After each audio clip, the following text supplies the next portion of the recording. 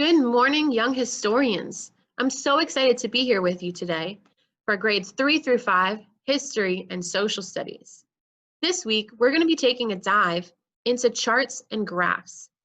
My name is Ms. Bauman, and I'm a teacher at Linwood Holton Elementary School. All you're going to need for today's lesson is a pencil and some paper. If you don't have it out already, go ahead and grab it. Ready? Our vocabulary words today are going to help us understand our lesson. So you can use your pencil and paper to take some notes if you'd like. Our words are data, chart, and graph. Data is a collection of information. It's gathered by observing, questioning, or measuring something. And we organize our data into graphs or charts. A chart shows information in the form of a table or a diagram, and a chart is a record of information. A graph shows data or information in different forms, and a graph is easy for us to read. So, the three different types of charts and graphs that we're going to look at today are a bar graph, a pie chart, and a line graph. This is a bar graph. A bar graph shows us the comparison between our data. This bar graph is showing us team scores, or how many points a team scored during a certain period. Bar graphs are easy to read because we can tell which bars are the tallest and the shortest. Which team's bar is the tallest? Right, team 4. Which team's bar is the shortest? Right, team 3. So we know that team 4 scored more points than team 3.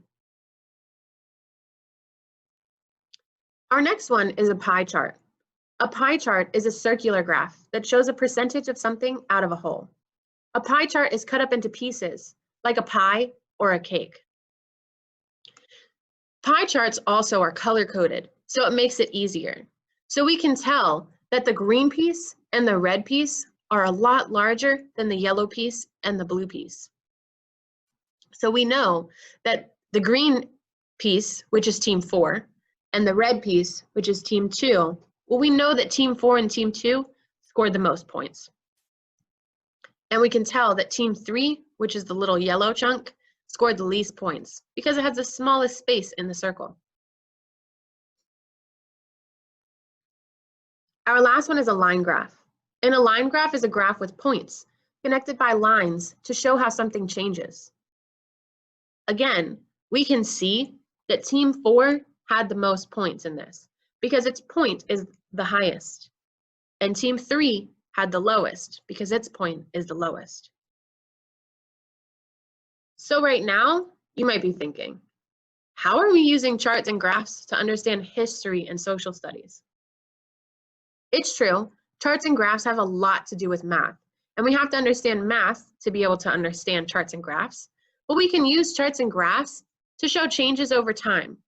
Let's take a look. What kind of graph is this right here? Right, it's a bar graph. If we look at the title, we know that it's showing us the percentage of African American adults who graduated from college. Which bar is the tallest? Right, 2017. It's showing us the difference between the percentage of African American adults who graduated from college in 1964 and 2017. Is this bar increasing or going up, or decreasing or going down? Right, it's increasing. So what do we see here? What is this? Right, it's a map of the Earth. We know that because it shows us the continents and the oceans. But what do we see here?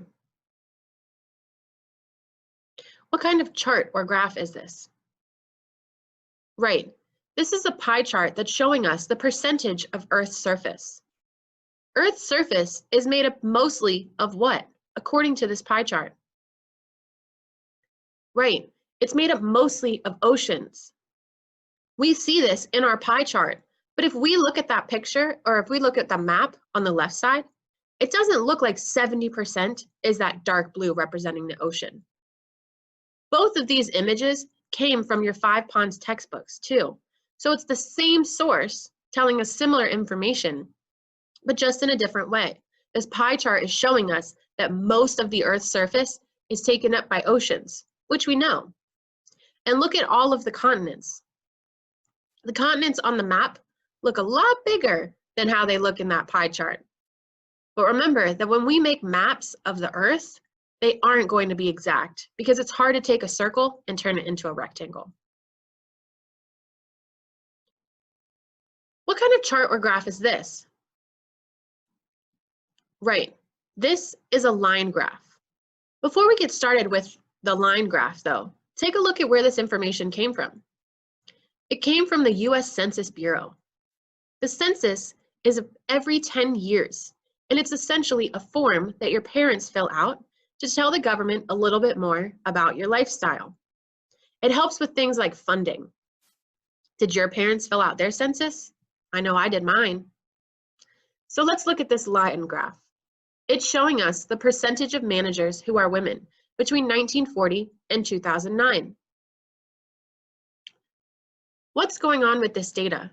Is it going up or is it going down? Right, it's going up. How do we say it's going up though? Right, it's increasing. The percentage of women managers increased between 1940 and 2009. We could get a little bit more specific though. Between 1940 and 1970, the percentage of women managers blank increased. So it's increasing throughout, right? It's always going up. But what about between 1940 and 1970? Well, in 1940, our point is between 10 and 15. And in 1970, our point is just above 15. So we could say that it's slowly increasing because it's only going up by a little bit.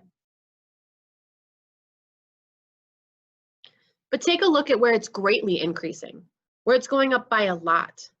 Between what 2 years does this happen? Right, between 1970 and 1990. In 1970, it was about 16% of women who were managers. And in 1990, it was almost 40%. So we can say that it greatly increased between 1970 and 1990. So how do we create graphs and charts? First, we have to make a plan. How are we going to collect the data? Then we actually have to collect the data. It's very important to write it down so we don't forget. And last, we're going to use that data to create a graph or a chart so we can share it with others. So I took data on a class of 20 students. I asked them to vote for their favorite recess activity. Voting is part of our civic duty, so it's important that I had my students vote for only one thing and that everybody voted. 9 of them chose basketball, 4 of them chose Foursquare, 3 of them chose tag, and 4 of them chose swinging. So I'm going to take this data and turn it into a graph. For this case, I'm going to use a bar graph. I'm going to give it the title Favorite Recess Activities because that was the question I asked them. And then I gave them the choice between basketball, Foursquare, tag, and swings. So that's what's going to go down at the bottom. On the side, I have to indicate the number of students. My lowest amount of students, 3 of them, voted for tag. And 9 of them voted for basketball. So I need numbers on the side that can show both 3 and 9.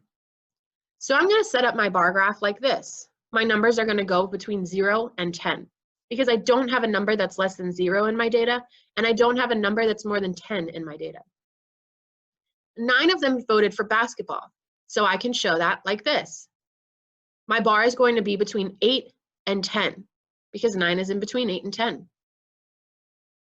4 of my students voted for Foursquare, so I'm going to draw my bar like this. It's going to go right on that line of 4. What do you think the bars will look like for students who voted for playing tag or voted for playing on the swings?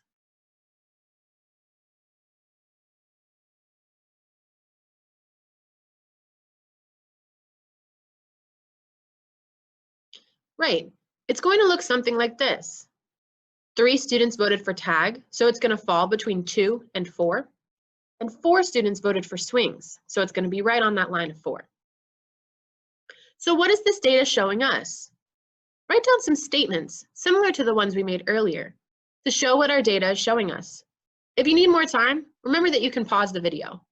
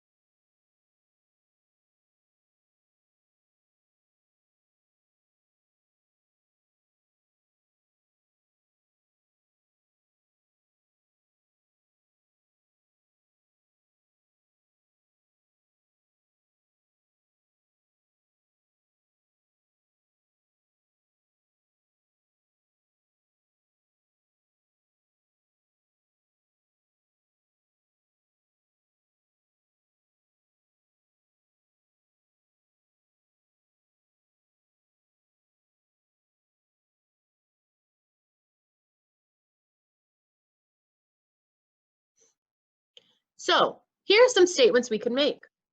Most students in the class enjoy basketball. Few students in the class voted for playing tag.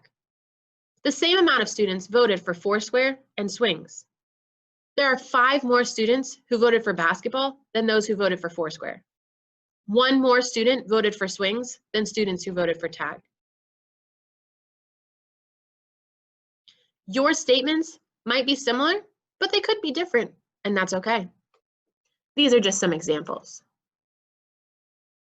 So remember that we create bar charts and graphs by first making a plan, then collecting the data and making sure to take notes, and last creating that graph or chart to share our data.